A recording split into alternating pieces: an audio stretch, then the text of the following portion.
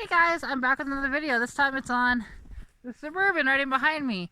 She is, the taillights are 73, but I think it's later because I believe the round headlights, which is like that GMC over there,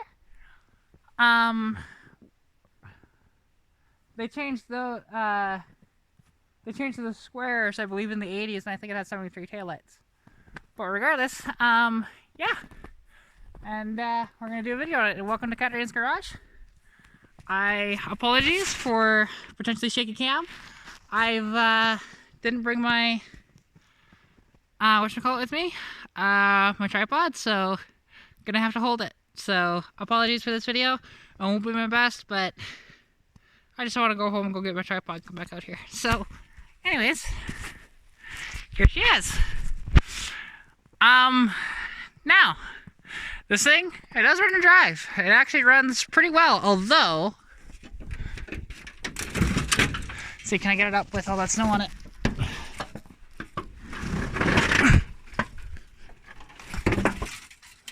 Nope. Okay, I'll just hold it up. Yeah, as you can see, there's a 350 in here. It does run. Could use some cleaning. I mean, obviously there's some blocked off stuff and whatever else, like... some interesting mechanic stuff done here. This was a dual battery truck, but it's currently only got one in it now. The wiring is not the greatest, to be honest. That's house wiring, and that is a fire hazard going down the road. I wouldn't want to drive it like that, but somebody could. It's just not to what I would like, because here's the thing. With those, how they're pigtailed like that, that's like for a house. It's not designed for the vibrations and the rattles the car has going down the road. It also has a little bit of a gas leak that comes from this hose here when it's running, so that's why I don't really want to run it right now. But for a prospective buyer, I do have a video of this thing running.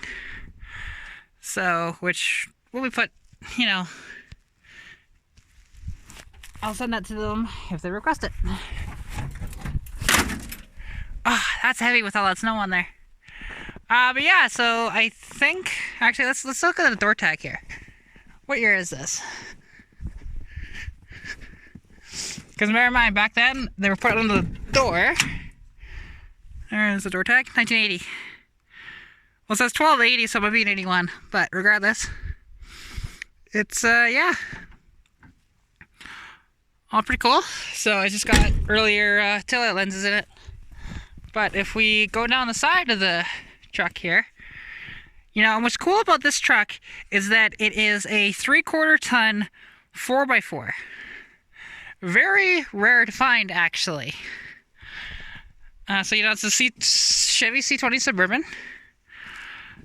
which does have quite a bit of rust, as you can see. But if you just listen to this, okay, it did slide a bit, but it shuts pretty well. The doors do sag a tiny bit when you open the doors, but it still shuts very well. It just needs to be adjusted, and also probably the rust has something to do with that as well. That's not fully closed. Okay, that doesn't latch fully. But this is just going to be probably a farm truck for somebody, or if somebody wants to just take the chassis off this thing and scrap the body, it'd be perfect for that too. Yeah, like I said, it does run and drive. There is a heater back here apparently. And I'm trying to think what that... Oh, okay, it's spotlight. Cool. Which that's wired in very poorly, and that shouldn't be hanging like that, but it's not my truck. You can see there's still some rust in the floors, but overall it's not too bad. And let's listen to this. Sounds pretty decent closing, actually. Right? So, yeah. Very cool old Suburban. Now, and maybe I will run it. It's just I'll be holding the camera like this because I don't have my tripod with me. But just very, very briefly, because I know this thing will start and run very quickly. And everything does work in it, so I'm told. So I haven't tested every single little thing yet, but you know, or at least for drivetrain wise, it runs and stops. 4x4 does actually work. And yeah, it's a cool little bourbon. You know, you don't see too many of these anymore. Although it's got some GMC parts, like for example, the dash is out of a GMC, but it is a Chevy. So yeah, wasn't uncommon to mix and match parts that way. But anyways, let's go see if she'll run, which it should. It will take a couple of tries though. Bear in mind it does leak gas, so I don't want to run this for too long.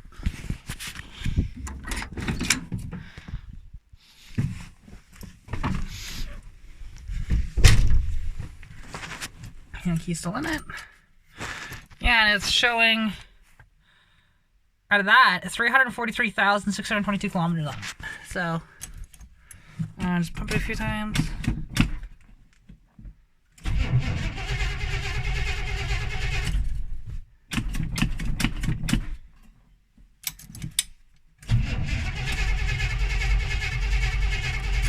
Come on, baby.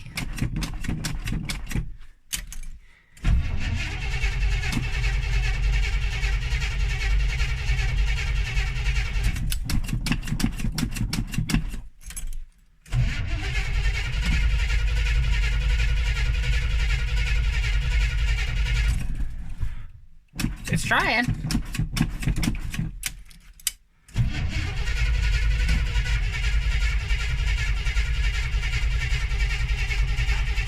Of course, the one time when it doesn't want to start is when it's on camera, right?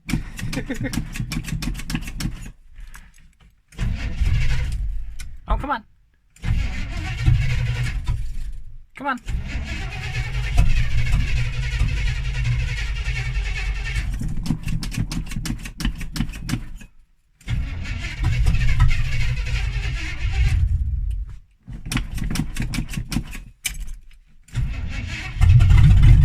There we go. And yes, it is straight piped. It has, actually not even straight piped. It has zero exhaust, just the manifolds. So this thing is quite loud. Oh, and it just stalled on me.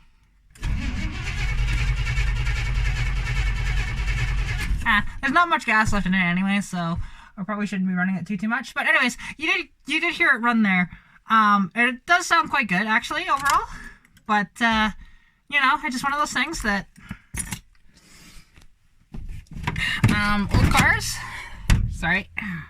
old cars, they're a little finicky at times, right? She hasn't been run for, oh, I don't know, a few weeks, so, you know, these things do need to be started up quite often, so, yeah, but, you know, and I apologize for the format of this video. It's not my typical format. I do understand that, but, yeah, and I apologize for any of the block camera or anything like that. You know, it's just a little cold out here, although you can tell that, I mean, I'm in just a hoodie, some work gloves, and, you know, t-shirt and jeans, but, the boots. But yeah, I hope you guys enjoyed. Thank you so much for watching, and, yeah, welcome, if this is the first time you seeing any of my videos, welcome to Katarina's Garage. You can follow me on Facebook, or not on Facebook, on Instagram, by the same name, which is katarinas.garage. I will link that in the description below as well.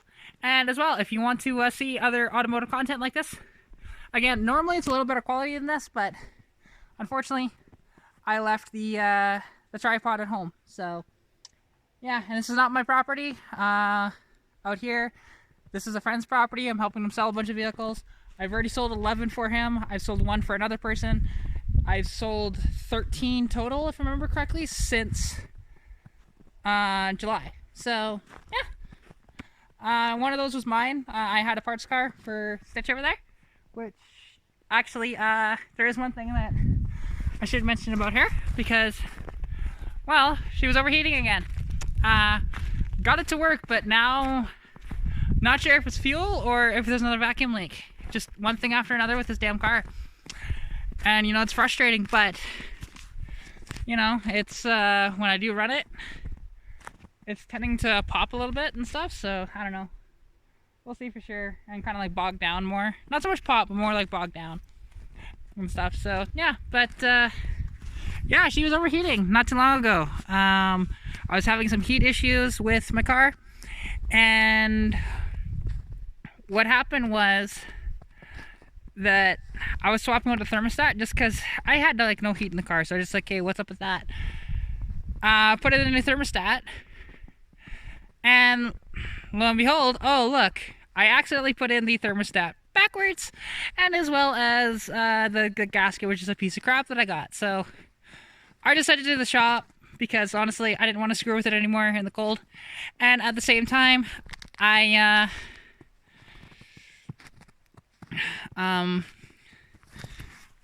needed an oil change. I did not want to do it at home. It only cost me $80 for that whole thing to be done, so you know, it's mint. But thank you for watching. Hope you enjoyed. Again, welcome to Katarina's Garage.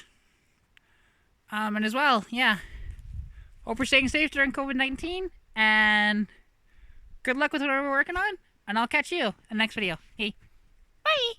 Pikachu!